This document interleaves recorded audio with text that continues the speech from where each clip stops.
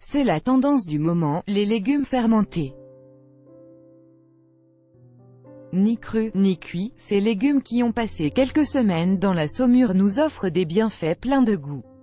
Quels légumes fermentés? Et comment fermenter ces légumes? Les réponses sont ici. Les légumes fermentés, c'est quoi exactement? Sur nos aliments, de nombreuses bactéries vivent leur vie et se reproduisent. Quand on les prive d'oxygène, par exemple si on les place dans un bocal d'eau salée, elles cessent de se reproduire pour fermenter, c'est-à-dire qu'elles se servent des sucres présents dans les aliments et rejettent divers acides ou alcools pour survivre. Et c'est ainsi qu'elles transforment le goût ou la texture des aliments fermentés. Donc les légumes fermentés, ce sont des légumes transformés par le travail de certaines bactéries. Les légumes fermentés, c'est bon pour la santé, oui, et pour plusieurs raisons.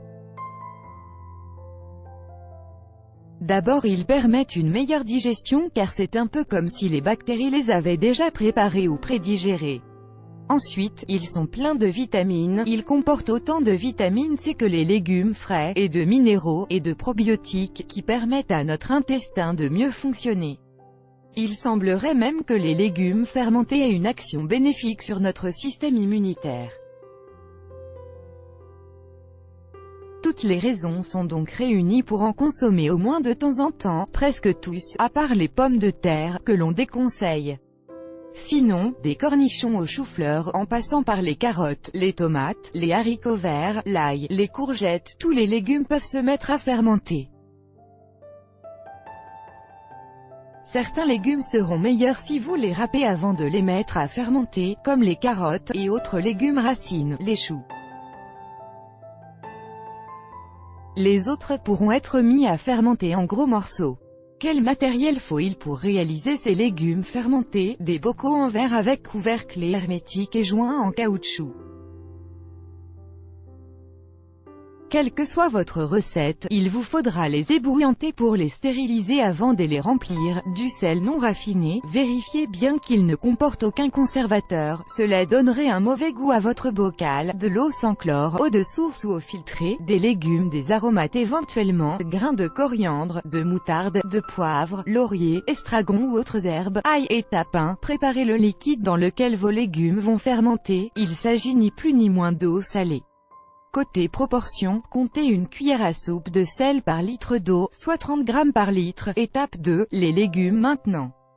Lavez-les, épluchez-les et coupez-les selon votre goût. Étape 3, dans les bocaux, placez vos légumes en tassant, avec pourquoi pas des aromates.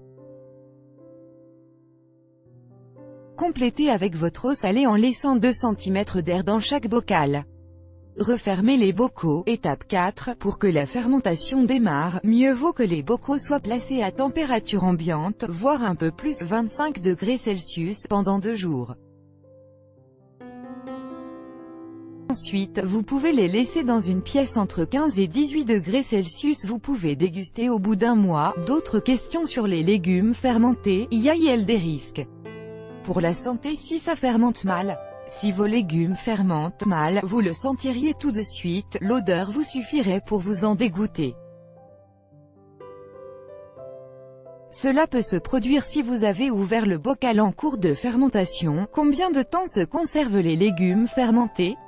Un an facile tant que le bocal n'est pas ouvert, et environ 15 jours au réfrigérateur une fois que vous l'avez entamé. Lire aussi sur Au Féminin, les secrets de la choucroute, plus grand que comment faire du za'atar, l'épice tendance du moment, plus grand que mes légumes, comment je les conserve, des idées de recettes végétariennes pour utiliser vos légumes fermentés. Copyright iStock.